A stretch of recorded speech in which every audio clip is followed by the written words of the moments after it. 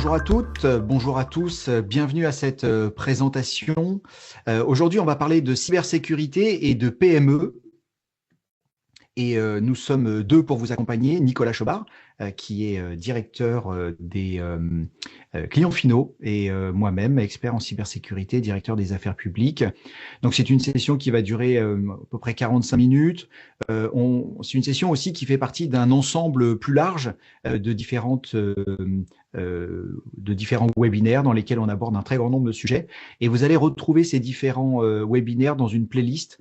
Et cette playlist, vous allez la retrouver à la fois sur notre chaîne YouTube, mais également si vous êtes abonné ou inscrit sur Webikeo, qui est une plateforme où on met un certain nombre de contenus de valeur.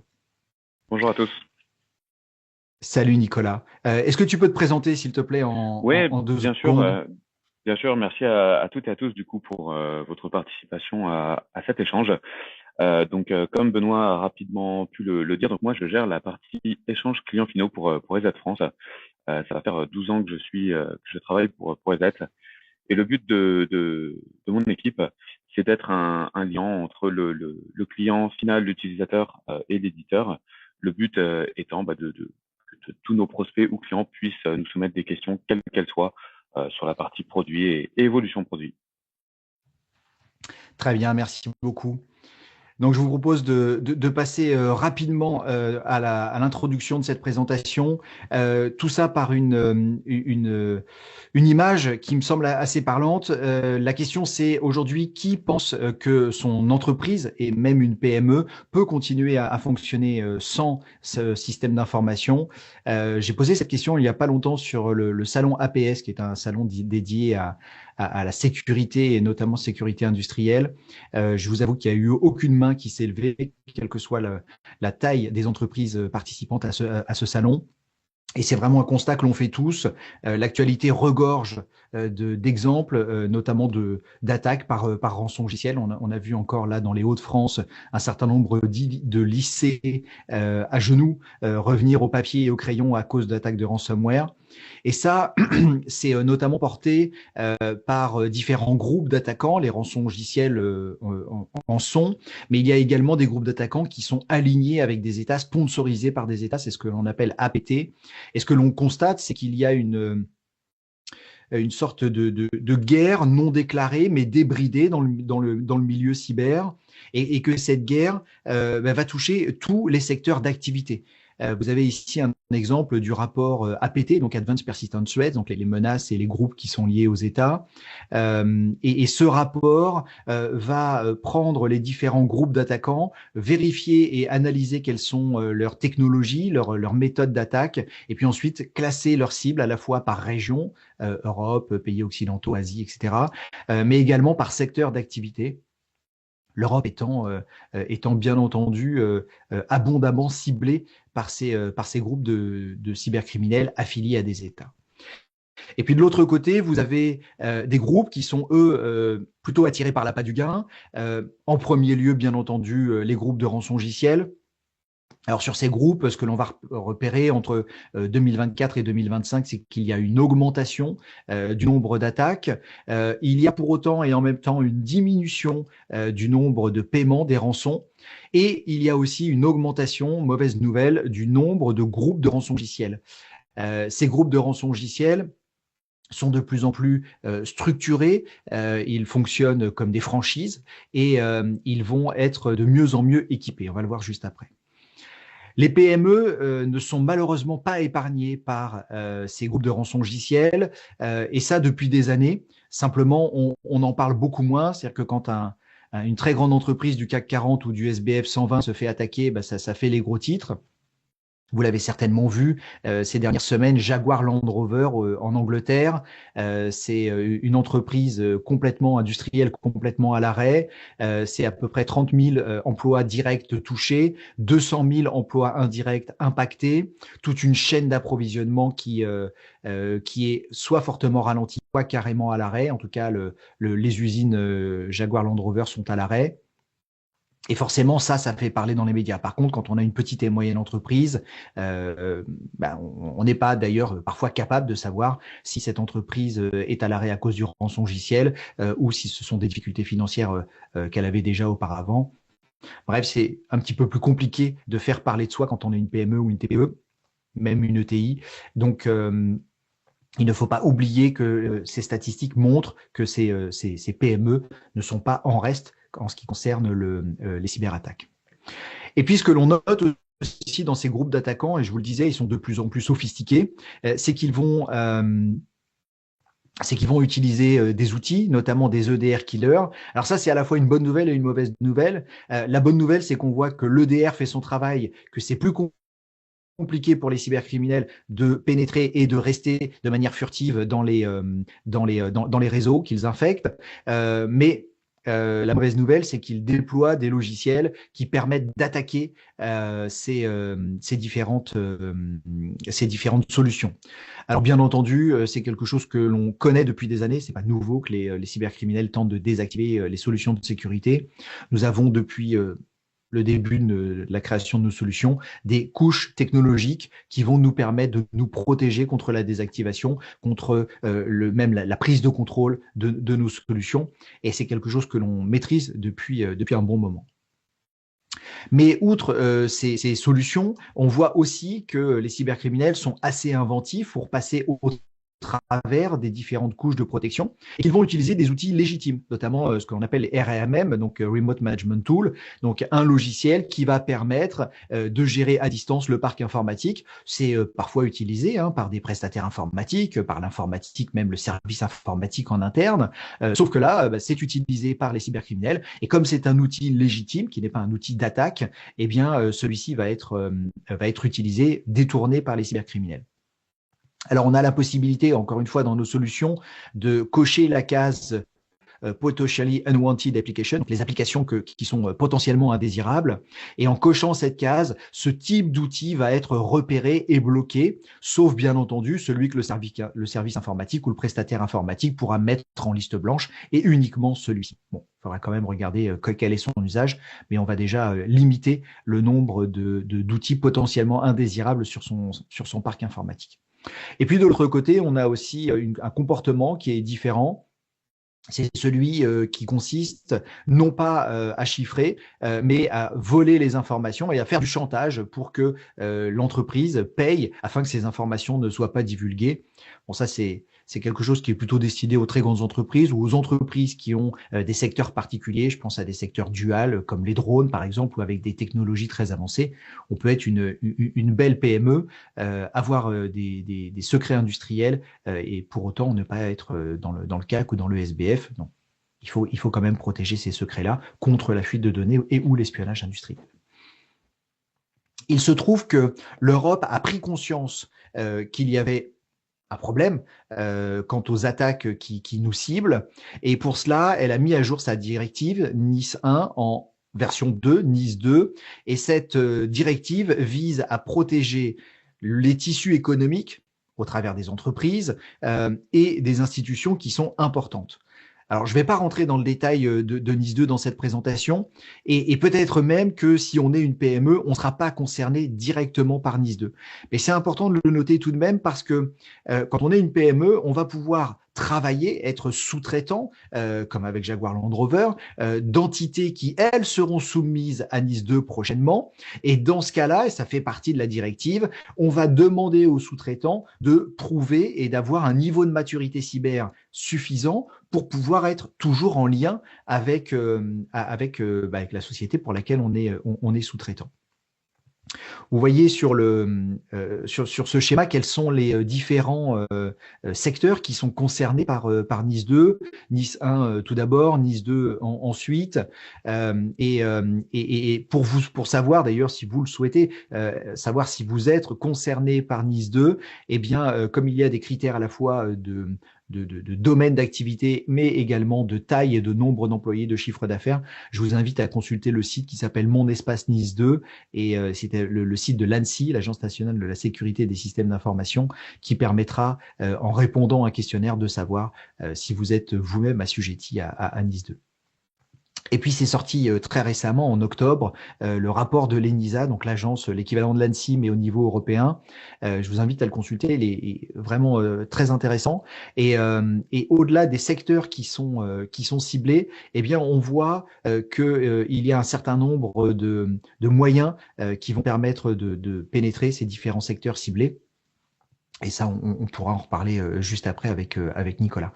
Et parmi les secteurs qui sont ciblés, ben, on a forcément les administrations publiques. Alors, bien entendu, hein, de différentes manières, parce qu'il y a des DDoS, il y a des attaques en elles-mêmes, des rançongiciels, comme je l'évoquais tout à l'heure, pour des lycées dans les Hauts-de-France. Et puis, vous avez également le secteur des transports qui arrive en deuxième position, les infrastructures et de services numériques, la finance et l'industrie manufacturière. Donc, une grande diversité, des prestataires informatiques qui sont eux-mêmes ciblés et des entreprises de toute taille qui ne font pas exception à la règle.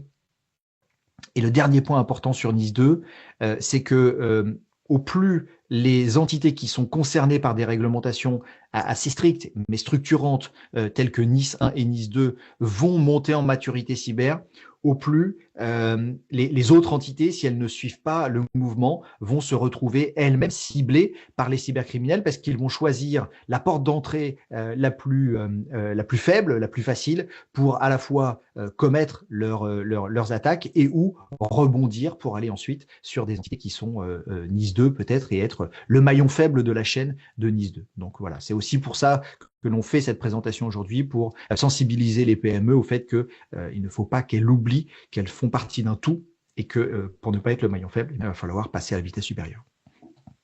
Dans NIS 2, il y a 7 domaines de compétences. On va pas aujourd'hui passer par ces 7 domaines. On va plutôt utiliser un autre prisme de lecture. C'est un prisme que l'on a depuis des années qui s'appelle prédire, prévenir, détecter et répondre. Et ce sont finalement les 4 piliers sur lesquels on va regarder notre cybersécurité. Et on voulait cette présentation interactive avec Nicolas, donc vous allez voir, bon, je parle beaucoup pour l'instant, mais Nicolas va intervenir très rapidement. Et ces 4 piliers sont à la fois référencés dans des guides tels que le guide du prestataire informatique de cybermalveillance.gouv.fr, mais ils sont également dans les 42 règles de l'hygiène de l'ANSSI, ces 2 documents que je vous invite donc à consulter. Et puis un dernier point, je ne pouvais pas ne pas le mettre, parce qu'on est tous concernés par le RGPD, même si on n'est pas tous demain concernés par NIS 2, eh bien il y a quand même une partie conformité, et dans cette partie conformité, eh bien il va falloir passer les différentes règles, directives, règlements qui s'appliquent à nous, et puis faire en sorte que l'on soit conforme à ces futurs règlements. Il y a une personne qui dit très justement dans le chat que NIS 2 n'est pas encore promulgué en France. C'est tout à fait vrai. D'ailleurs, la question c'est quand. Pour autant, on a quand même des éléments qui nous permettent d'avancer. Donc, si vous êtes concerné par NIS 2, je vous invite à prendre les devants et à ne pas juste attendre que ça soit promulgué. Et puis, quand on regarde donc ces différents piliers, prédire, c'est anticiper, c'est se préparer. Et se préparer, ça veut dire plusieurs éléments. Ça veut dire notamment de définir où, quand, comment, qui va prendre en charge la cybersécurité de celles qui nous concernent. Ça veut dire établir des rôles, établir des responsabilités, mettre en place des processus, notamment de décision, hein, des comités, des politiques, des procédures. Ça veut dire aussi s'entraîner, savoir qui va faire quoi au moment où on a une attaque. Est-ce qu'on coupe les serveurs? Est-ce qu'on coupe pas les serveurs? Est-ce que la production peut continuer? Comment on fonctionne en mode dégradé?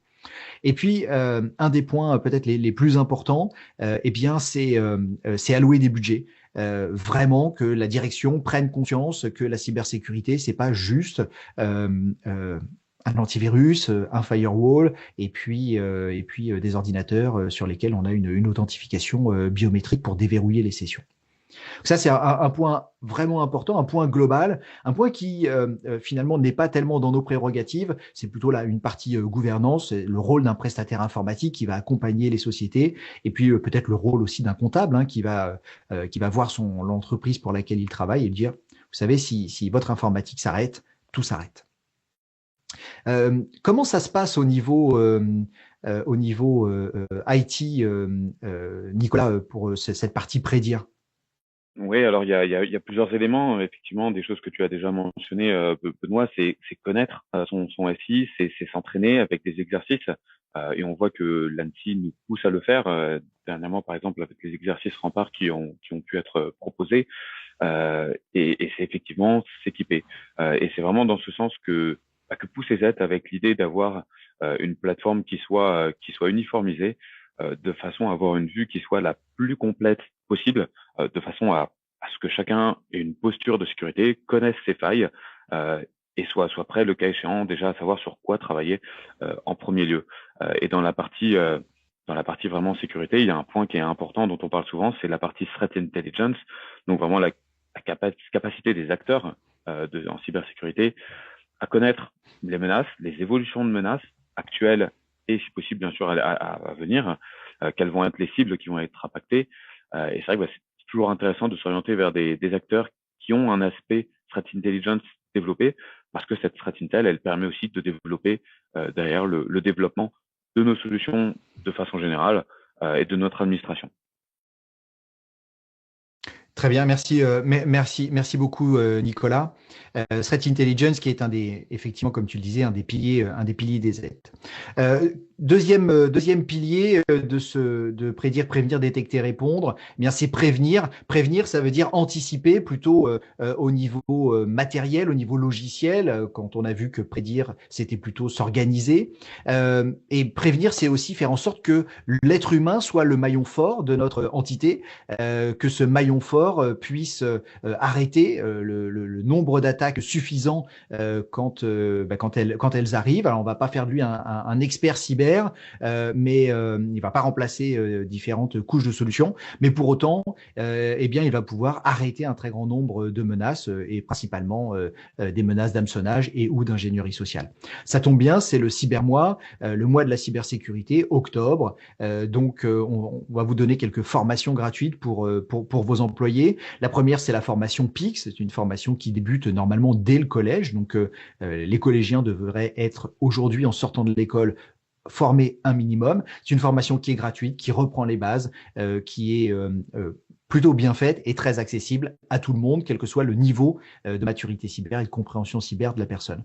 Ensuite, vous avez Sens Cybercrise. Donc là, on revient sur la préparation. Encore une fois, c'est gratuit. Vous avez des éléments qui sont fournis par Cybermalveillance notamment, et qui vont vous permettre de mettre en place un scénario et faire en sorte que vous puissiez, comme on le disait tout à l'heure, vous préparer, qui fait quoi quand il y a une crise, comment on va documenter cela et qu'est-ce que l'on fait, qui on appelle, si on n'a plus par exemple accès à nos ordinateurs ou nos serveurs, où sont stockés les contacts, etc. Et puis une autre formation gratuite, là qui est plutôt, encore une fois, comme Pix, plutôt pour les personnes, c'est le MOOC de l'ANSSI. Donc là, on va un peu plus loin, c'est un peu plus complet que Pix, et c'est plutôt destiné, allez, on va dire, aux professionnels ou aux aficionados de la cybersécurité. Et puis, je vous donne deux autres ressources que vous pouvez consulter régulièrement. Nicolas, tu parlais de Cyber Threat Intelligence. Eh bien, c'est le blog welivesecurity.com, .com et /fr pour la version française. Et vous avez sur ce blog les résultats des recherches menées par nos 11 laboratoires à travers le monde. Et ces recherches s'adressent à la fois aux professionnels de la cybersécurité, avec des recherches liées au groupe de rançongiciel ou au groupe APT, comme on l'a vu juste avant, mais vous trouverez également des conseils, des constats, des études et des analyses. Et puis le site d'Uclusif, qui est une association, loi 1901, reconnue d'utilité publique, sur laquelle vous trouverez un grand nombre d'autres documents très complets qui sont le fruit de groupes de travail. Nicolas, je te Ensuite, passe la main. ouais, tout à fait. Un point pour nous qui est crucial, c'est la partie administration, parce que c'est de là que tout part. Et la première chose, c'est d'avoir une visibilité complète sur ces assets, sur les alertes. Et c'est cette visibilité, cette connaissance de ce qui se passe, qui va permettre derrière de prendre les bonnes décisions et d'orienter les actions. Et donc, SZ Protect, c'est le nom de notre interface principale, celle qui va concentrer l'ensemble des rapports, l'ensemble des notifications notamment.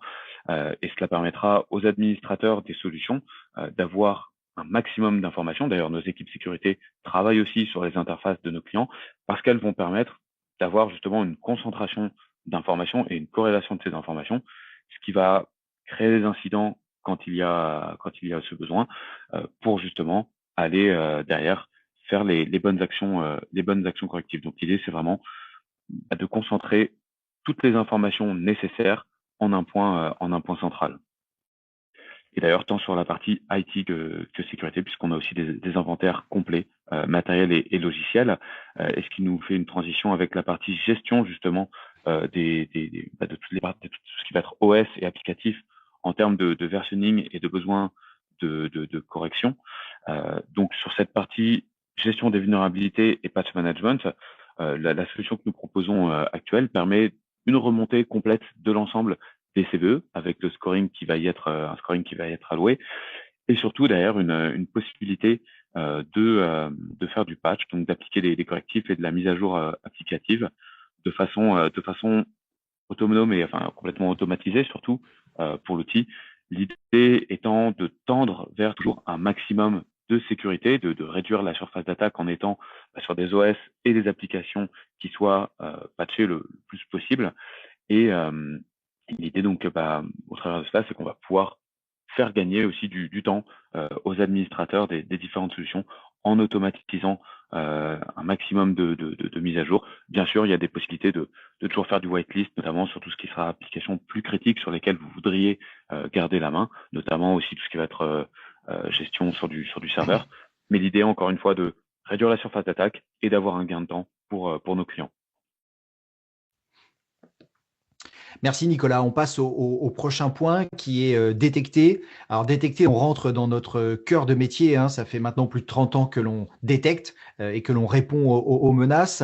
Bien entendu, on va répondre à un certain nombre de menaces, entre guillemets, traditionnelles, mais qui évoluent grandement, notamment augmentées par l'intelligence artificielle. Alors on a des fichiers malveillants, on a du spam, ça c'est quelque chose d'assez traditionnel. Ce que l'on voit notamment, c'est que les attaques évoluent. Alors elles évoluent grâce à l'intelligence artificielle, mais elles évoluent aussi parce que nos sociétés, nos entreprises se sont quand même protégées et ont fait des efforts pour augmenter leur maturité cyber. Mitre et Attaque, qui est un framework qui recense les tactiques techniques et procédures des attaquants malheureusement célèbres, hein, des APT, nous montre qu'il y a à peu près 13 étapes pour que le cybercriminel arrive à la fin, à la détonation. Alors ça peut être un rançongiciel, mais ça peut être l'exfiltration de données. On l'a vu des fois, le rançongiciel n'est même pas détonné. Et donc pour parvenir à cette fin, eh bien les cybercriminels vont devoir enchaîner de manière successive et réussie ces fameuses 13 étapes. Donc on ne va pas rentrer dans l'intégralité de ces différentes étapes. Notons juste que ça peut être assez compliqué, qu'ils vont pour cela utiliser bien entendu parfois des fichiers malveillants, mais qu'ils vont aussi pouvoir utiliser des logiciels légitimes comme ceux qu'on a vus juste avant, les RMM, les fameux RMM, qu'ils vont pouvoir utiliser des attaques dites sans fichier. Donc là, il va falloir analyser la mémoire. Et ils vont pouvoir aussi utiliser des logiciels légitimes mais vulnérables. Donc, dans ce cas-là, le logiciel va être installé et il va être exploité pour aller, par exemple, récupérer des droits d'admin, etc. Ou alors, ils vont télécharger sur la machine des DLL vulnérables et ces DLL vont ensuite être utilisés pour pouvoir, encore une fois, continuer leur avancée dans le système d'information. Petit détour par l'intelligence artificielle, on ne pouvait pas passer cette étape parce qu'aujourd'hui elle fait le buzz, mais ce que vous devez savoir, c'est que depuis 1997, nous utilisons l'intelligence artificielle dans nos solutions et au-delà de ça, dans nos infrastructures. Notamment, on le voyait auparavant, les cybercriminels utilisaient principalement des logiciels malveillants ou des spams pour pouvoir pénétrer les entreprises.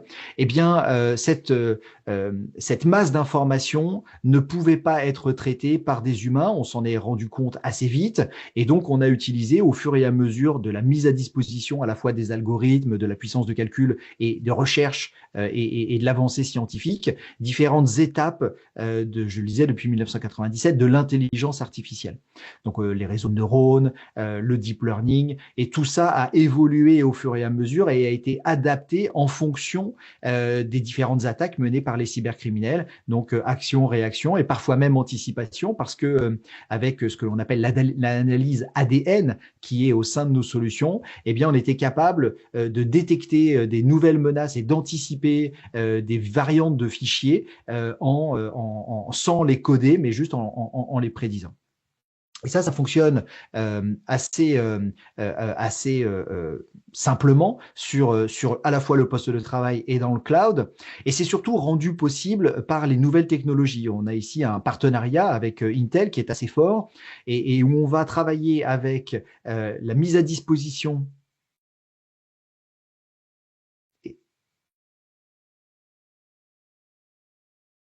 Ah, une question désolé, j'ai été perturbé par une question.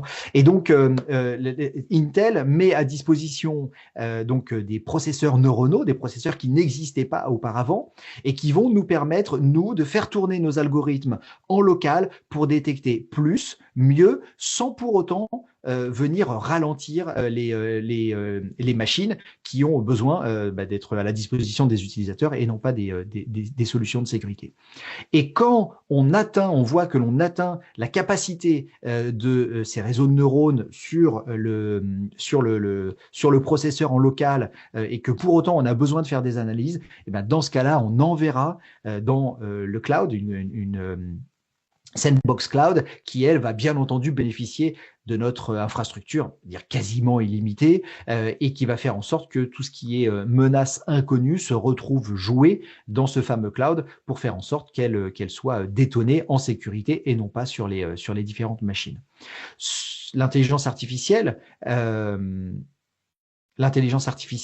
n'est pas uniquement utilisée dans des modules de détection de fichiers. On va avoir ces détections dans un très grand nombre d'autres modules. Et là, Nicolas, je vais te laisser la main pour pouvoir nous présenter quelles sont ces technologies. Tu es en mute.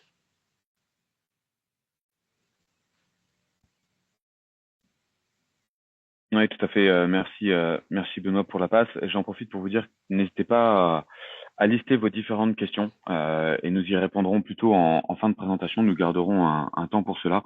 Donc n'hésitez pas à nous déposer au fil de l'eau et nous reviendrons bien sûr dessus. Donc comme l'a dit Benoît, il y a deux choses à retenir. C'est que juste avant, quand il évoquait l'IA, nos solutions évoluent depuis des années pour se structurer autour de ce que l'on appelle aujourd'hui, c'est un terme marketing de plus, un EPP, Endpoint Protection Platform. Et l'idée, c'est vraiment ça, c'est d'agréger différents types d'analyses pour arriver à quelque chose de complet. Et vous avez là, sur ce schéma, une image de ce qu'est notre EPP et ce qu'était il y a quelques années notre antivirus, et donc qui a bien évolué de façon à intégrer du comportemental. Il y a deux points à retenir pour moi quand on regarde ce type de schéma. Nous concernant, c'est que, les technos que vous avez ici sont des technos qui sont développés par EZ. Et d'ailleurs, grosso modo, c'est une des marques de fabrique d'EZ. Et c'est aussi pour ça qu'on a toujours un produit qui soit à la fois performant et peu impactant en termes de ressources système et pour l'utilisateur. C'est que l'on parle de l'EPP ou de l'EDR, ou même d'autres sujets comme le chiffrement, on est sur des développements qui sont réalisés par EZ. Il n'y a pas de rachat ou d'incorporation de tout ou partie d'un moteur d'éditeur tiers. On est sur du développement EZ. C'est pour ça qu'il y a cette cohérence. Et le deuxième point, c'est que, comme on le disait, il y a différents types d'analyses, tout simplement pour faire face aux différents types de menaces qui sont en face de nous. Et on n'a même pas besoin, entre guillemets, de faire appel à de l'EDR pour faire du comportemental. Notre EPP en fait déjà. L'EDR sera comportemental, il va venir compléter la partie des analyses, il va venir apporter des détections supplémentaires, complémentaires, mais notre EPP est censé faire face à la grande majorité des menaces présentes dans l'écosystème cyber.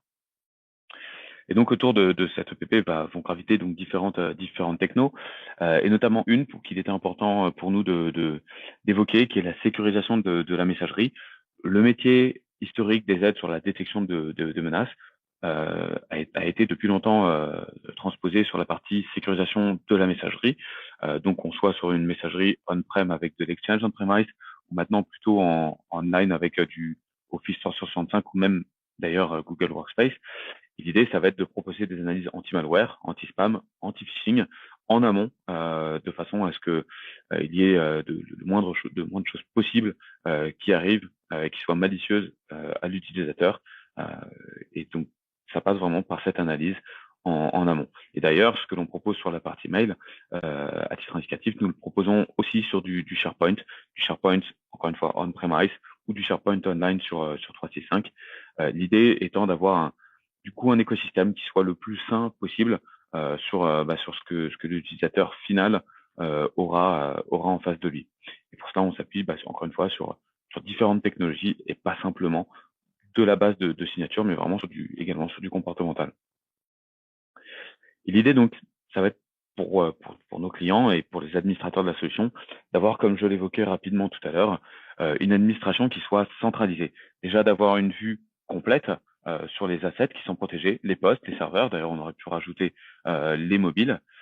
Et puis derrière, de pouvoir y allouer un certain niveau de sécurité euh, avec des productions EPP et avec ensuite différentes briques, qu'on soit vraiment sur de la sécurité en détection de menaces avec des choses comme le sandboxing cloud ou l'EDR, mais également plutôt de la sécu au sens large et de la protection de données avec par exemple du chiffrement où on va pouvoir chiffrer directement les disques avec nos solutions et toujours la même chose, administrer ces solutions depuis une interface centralisée. Et à cela, donc, on va pouvoir agréger différents produits. Donc, notamment, on l'évoquait juste avant, la partie messagerie du SharePoint ou sur la partie plus sécurisation de la data, de l'authentification forte. L'idée étant d'avoir une facilitation de la sécurisation pour les administrateurs. Et c'est pour ça que l'on va pouvoir parler directement d'XDR, c'est qu'on va avoir, encore une fois, différents différents types de solutions pour différents besoins et qui vont être corrélés in fine dans une interface et donc pouvoir allier ces différentes détections, ces différentes remontées pour ensuite pouvoir aller vers de la remédiation. Et sur cette partie remédiation, donc c'est le switch que l'on fait vers la partie répondre. Donc on a vu tout ce qui est prédictif, prévenir, la détection elle-même qui va être faite par nos différentes solutions. Et ensuite, on va pouvoir voir quelle est la réponse qui est proposée. Et la réponse, elle vient de différentes choses. La première chose, c'est bien sûr le produit qui lui-même pourra répondre dans une grande majorité de contextes, que ce soit le PP ou le PP plus EDR. Mais ensuite, il va y avoir les équipes qui vont jouer bien sûr un rôle, que ce soit les équipes clients ou les équipes des équipes DZ, dès lors que nos clients auront souscrit à des services notamment que l'on qualifie de MDR, Management de l'EDR, où l'on va pouvoir traiter l'ensemble des alertes. Alors, nous avons deux niveaux de MDR proposés chez Z, et notamment un premier niveau de MDR qui va être donc plutôt conçu pour les PME, avec un traitement qui va être globalement automatisé en termes d'analyse. Donc l'idée, ça va être d'analyser les incidents qui seront générés par nos interfaces, par nos outils, et de les remonter au niveau de nos outils SIEM et SOAR au niveau du siège en Slovaquie. Ces analyses, elles sont ensuite, une fois qu'elles ont été ingérées et que notre IA aura fait un premier travail, il y aura toujours un travail de vérification qui sera délivré par nos experts. Et en fait, on voit toujours qu'il y a vraiment un triptyque qui est important, c'est la détection, l'alerte et le conseil. Et en fait, c'est là où nos experts vont surtout avoir leur rapport, c'est sur la partie conseil. Sur la partie alerte, on est sur quelque chose de relativement automatisé, où on est aujourd'hui sur un bon niveau de maturité de nos solutions, ce qui permet de rapidement détecter, prévenir le client. Et la partie conseil, c'est plutôt une partie où il y a toujours un travail relativement nécessaire de nos experts. L'idée étant de dire, OK, il y a une détection qui a été faite, on est capable de remonter la chaîne de process et l'incident originel vient de telle faille, tel exploit, et donc du coup c'est telle partie que l'on vous recommande de sécuriser ou de patcher. Et c'est là où toute la partie expertise et la partie humaine va aussi avoir un rôle. L'IA apporte un rôle qui est aujourd'hui extrêmement important, permet d'automatiser beaucoup de choses, mais in fine, c'est toujours intéressant d'avoir, on va dire, une contre-expertise humaine où les humains pourront détecter certaines choses et faire certaines encore une fois, certaines corrélations pour délivrer du conseil. Et au-delà de ce service et de ce qui sera automatiquement délivré, nous proposons en France un service de TAM et d'accompagnement en français. Et pour nous, c'est quasiment quelque chose que l'on propose de façon automatique, à moins que vous disposiez d'équipes relativement structurées en interne, puisque ce TAM, au-delà des actions correctrices et des alertes qu'il pourra vous faire proactivement, il va aussi être là dans un rôle de conseil. L'idée étant que nos clients ne se retrouvent pas seuls face à une interface et face à une détection, mais qu'ils puissent en 24/7 solliciter quelqu'un si besoin était pour avoir encore une fois du conseil euh, face aux différentes alertes, face aux différents éléments qui seront proposés. Et au-delà de la partie donc MDR, management donc de l'EDR, il y a aussi un support toujours qui est disponible. Donc un support standard qui va être intégré à toutes nos offres professionnelles. Et ensuite, sachez que nous proposons également des supports dits premium. La qualification de premium, elle vient principalement de deux choses. Un, c'est que on passe du coup sur des supports en 24/7.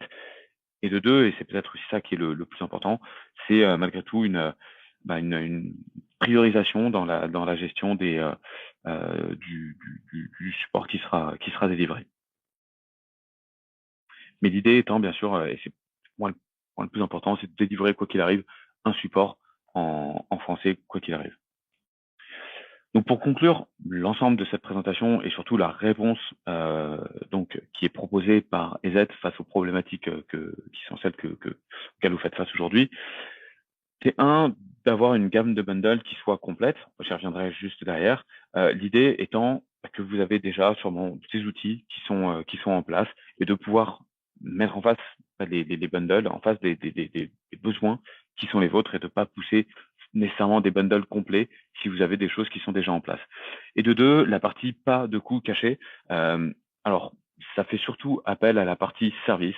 Lorsque ESAT délivre un service, propose un service, on est sur quelque chose de complet, le plus complet possible. Lorsque vous souscrivez au MDR, il n'y aura pas de devis complémentaires qui vous seront proposés dès lors que vous avez contacté X fois votre interlocuteur TAM en France. Non, dès lors que vous souscrivez à ce type de service, vous pouvez faire appel à nous pour éventuellement faire évoluer des règles sur la partie EDR pour pouvoir évoquer vos différents incidents. Et cette partie-là, on le fait sans discontinuité et sans limitation.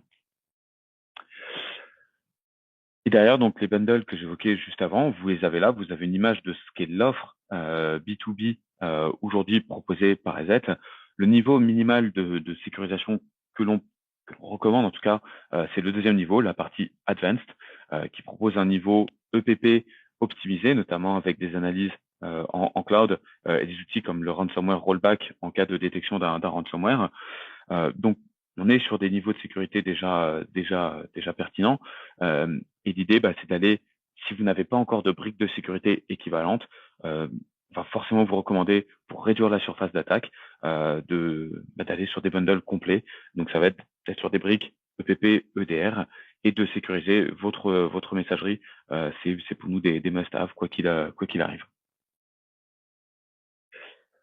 En termes d'offres, l'idée donc c'est d'allier à la fois la partie solution et la partie service. Et comme je le disais, vraiment s'il y a un message duquel il faut partir de cette présentation, c'est vraiment d'aller chercher des éditeurs, et c'est ce qu'EZ propose aujourd'hui, qui propose une plateforme dans laquelle l'ensemble des outils va remonter pour avoir quelque chose de cohérent et surtout de ne pas avoir un côté technologie empilée. C'est le cas chez certains concurrents qui vont pour aller vers un niveau de sécurité complet, empiler différentes technos, multiplier éventuellement même les éditeurs qui sont derrière pour arriver à quelque chose de cohérent. L'idée des Z, et c'est vraiment le postulat des Z, c'est de dire que sur les développements, on prend le temps qu'il faut, mais par contre, quand on sort quelque chose, on est dans l'idée d'avoir quelque chose de cohérent avec ce qui a déjà été proposé, cohérent avec l'existant, et d'aller vers un environnement qui soit, en termes de sécurité, complètement unifié. Et donc, cette partie-là, on y arrive grâce à, encore une fois, l'expérience qu'a EZ. Benoît le transposer ça tout à l'heure avec l'expérience que l'on a et le développement qu'on a eu sur la partie produit, notamment sur l'IA. Mais cette expérience, on l'a en fait sur l'ensemble de notre activité, sur la partie EPP, sur la détection de menaces, sur nos équipes de Threat Intel. Et c'est ce qui nous permet, encore une fois, de faire évoluer nos outils pour qu'ils correspondent aux besoins actuels. Et je conclurai vraiment sur 2-3 slides sur qui est Z pour ceux qui ne nous connaîtraient pas encore. EZ est une entité donc slovaque et donc une entité de l'Union européenne, ce qui va dans le sens des préconisations que peut faire aujourd'hui l'ANSSI, d'aller chercher une certaine forme de gouvernance avec des solutions européennes. Et donc, on a cette capacité, et qui plus est, une proximité, comme je le disais, avec des services, des supports, des services de MDR qui sont délivrés en français. Et l'autre point important, d'ailleurs, c'est que l'entité reste détenue par ses fondateurs, et c'est un point aussi extrêmement différenciant par rapport à nombre de concurrents aujourd'hui. Sur la partie récompense qu'EZ a pu décrocher de tout temps, il y a vraiment une chose que je vous invite à vérifier, parce que ça sont des choses que vous pouvez trouver assez facilement en ligne. C'est quelle est la pérennité de l'éditeur, et de notre côté, nous n'avons pas à rougir puisque EZ se soumet en permanence à des tests de détection, et c'est vraiment ça qu'il faut regarder pour nous. C'est vraiment les tests de détection, la capacité des éditeurs à avoir un très bon niveau de détection avec peu de faux positifs et un faible impact sur l'activité utilisateur. Et on voit aujourd'hui qu'il y a pas mal de concurrents qui des fois vont performer sur un test de telle période, par contre ne vont pas se soumettre à des tests pendant X mois, voire années, parce qu'ils savent que éventuellement leur moteur n'est plus pertinent pour telle ou telle détection. Et de notre côté, et c'est vraiment quelque chose qui se vérifie, EZ se soumet à des tests comme AV comparative, vraiment sans discontinuer. Et c'est ça qui est important, c'est le côté pérennité dans la détection. Ça, c'est vraiment ce qui est à vérifier. Et l'autre point qui est pour nous est hyper important à vérifier, c'est tout ce qui est retour d'expérience. Et pour ça, souvent on parle du Gartner, et ça c'est extrêmement important. Ce que je vous invite à aller checker, à aller vérifier, c'est la partie Gartner Peer Insight. Et ça se retrouve assez facilement, hein, si vous tapez Gartner Peer Insight EZ. EZ fait partie des leaders dans les recommandations faites par les utilisateurs. Il y a bien d'autres choses qui sont proposées par Gartner. Il y a leur Magic Quadrant où on est plus sur de l'analyse de marché. C'est bien ça qu'il faut voir, de l'analyse du marché, qui va s'appuyer sur des éléments comme est-ce que l'éditeur a beaucoup de clients en cloud, ce genre de choses. Mais ce qui pour nous est encore plus important, c'est le Gartner Peer Insight qui lui se base sur des retours clients et notamment du coup sur le côté opérationnel. Est-ce que la solution répond à mes besoins? Quel est l'impact de la solution? Et ça, pour nous, c'est au final plus important. Et en termes donc de retour client, nous avons une page. Si vous tapez assez simplement sur votre navigateur EZ témoignages, vous trouverez notre page avec des retours clients sur différentes industries. Et nous proposions ici deux rétex qui sont publics, le retour d'expérience de la gendarmerie nationale, chez qui nous protégeons environ 100 000 machines, avec la particularité qu'ils sont en grande majorité en Linux, à quasiment 80%, je dirais environ. Et la BSPP, la Brigade des sapeurs-pompiers de Paris, qui utilise nos solutions depuis maintenant 3 ou 4 ans, à la fois sur la partie EPP-EDR et sur les services de MDR. Donc, ce sont deux rétex qui sont intéressants. Et pour nous, qui sont gages de confiance et de qualité, puisque ce sont deux services qui ne peuvent en aucun cas se permettre d'avoir des infras qui tombent, d'avoir des trous en termes de sécurité. Et pour nous, on peut difficilement faire mieux en termes de retour client et de confiance. Voilà pour cette conclusion. Encore une fois, nous vous remercions, Benoît et moi, de vous être inscrits et d'avoir suivi cette présentation. Comme toute présentation, comme tout webinaire, l'idée est de vous donner une vue et un aperçu général de quelles sont les problématiques que l'on couvre, quelles sont les solutions proposées par EZ, mais malgré tout, dans notre esprit, cela reste une introduction générale sur ce que sont nos solutions. Et ce que nous vous invitons à faire globalement, c'est d'aller chercher contact de notre côté, EZ France, pour avoir éventuellement des échanges et des présentations qui vous soient dédiées, et qui soient dédiées à vos cas spécifiques, à vos problématiques spécifiques, de façon à ce que nous vous apportions des des réponses qui soient le plus personnalisées et du coup cohérentes possible.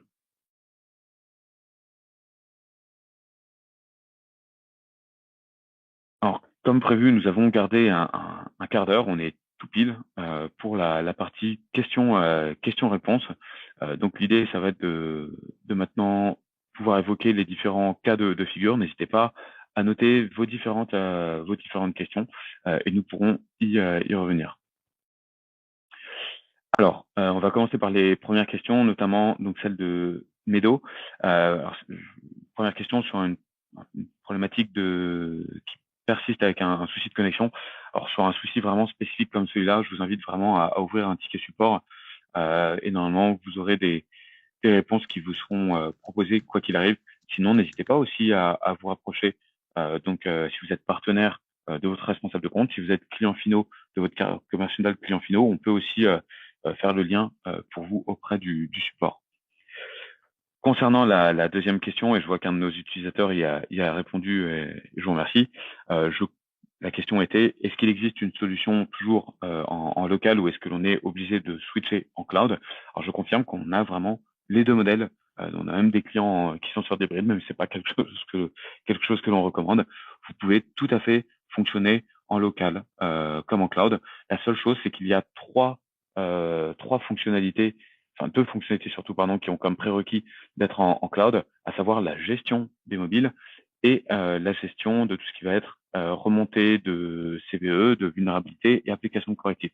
Donc la partie gestion des vulnérabilités et mobile nécessite d'être en cloud. Sinon, vous pouvez tout à fait fonctionner en on-premise. Nous pouvons proposer un niveau de sécu EPP et EDR en on-premise. Ensuite, question suivante, nous avons une question sur la formation des collaborateurs et la partie RSSI. C'est une bonne question parce qu'effectivement, on propose des formations à tous nos partenaires et c'est quelque chose sur lequel on communique énormément. Mais sachez que nous proposons aussi des formations à nos clients. Donc, c'est quelque chose de plus dédié et du coup, c'est vrai qu'on communique moins dessus. On devrait peut-être changer ce point-là. Mais nous proposons des formations dédiées. Il n'y a aucun souci, Florian. N'hésitez pas à nous solliciter. Je vais vous noter une adresse dans le chat sur laquelle vous pourrez écrire. Généralement, ce que l'on propose, ce sont des formations à minima sur une demi-journée, sur site ou à distance au choix, où l'on pourra faire un transfert de compétences. Nous avons des formules toutes prêtes où l'on va pouvoir adresser un maximum de sujets. Mais si Florian, vous nous écrivez en amont, on peut tout à fait personnaliser d'ailleurs ces formations. Donc n'hésitez pas à nous solliciter.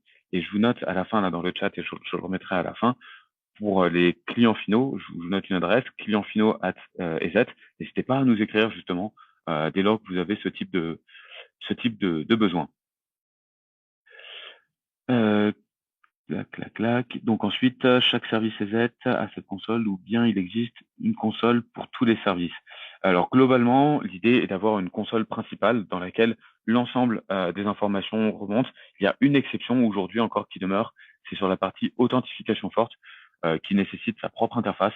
Sinon, globalement, l'ensemble des informations remontent dans la console qui est EZ Protect. Sur la partie EDR, il y a une interface qui est là pour aussi aller plus loin sur la partie forensique ou pour faire évoluer les règles, mais les alertes de l'EDR remontent dans la partie Protect. Donc globalement, l'idée, c'est bien d'avoir cette interface qui a été un peu le fil conducteur aussi de notre présentation à Benoît et moi-même, qui était de dire que pour arriver à un très bon niveau de sécurité et tout en facilitant la vie des administrateurs qui sont derrière, des équipes de sécurité au sens large, quelle qu'elle soit, l'idée d'avoir une interface unique est aujourd'hui primordiale parce qu'il y a plusieurs niveaux de détection. Donc, tout remonte dans EZ Protect, à l'exception de la partie aujourd'hui authentification forte. Ensuite, donc merci de nous envoyer la presse. Vous recevrez automatiquement en étant inscrit un lien qui vous permettra de revoir la différente l'ensemble de la présentation, pardon. Florian, donc quid du Gartner. Donc je vois que mon collègue Romain vous a répondu. Donc le Gartner Peer Insight, qui encore une fois est le pendant de l'analyse Gartner qui, cette fois-ci, se base uniquement sur du retour client. Ensuite, plus un commentaire qu'une question. Je suis on-prem et ça marche super bien.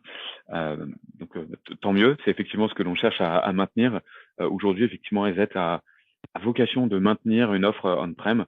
La première raison à cela, c'est qu'on a toujours énormément de clients qui ont ce souhait de rester sur la partie sécu en on-premise.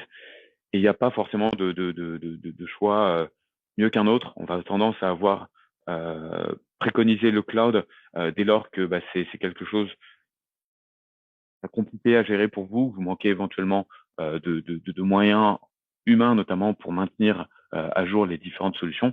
Et du coup, le cloud, c'est la facilité. C'est EZ qui prend en charge cette problématique. Et donc, forcément, le cloud, on aura un apport de sécu qui est que vos infras seront toujours à jour. Et pour autant, le on-premise continue d'être intéressant sur bon nombre d'activités. EZ étant européen, nous travaillons avec énormément d'entités étatiques, plusieurs ministères. On a parlé de la gendarmerie et de la BSPP qui utilisent nos solutions. Et sur des clients étatiques de façon générale, on sera toujours sur du on-premise. Donc, si vous utilisez du on-prem, aujourd'hui, pas d'inquiétude, on a vocation à maintenir opérationnels ces environnements.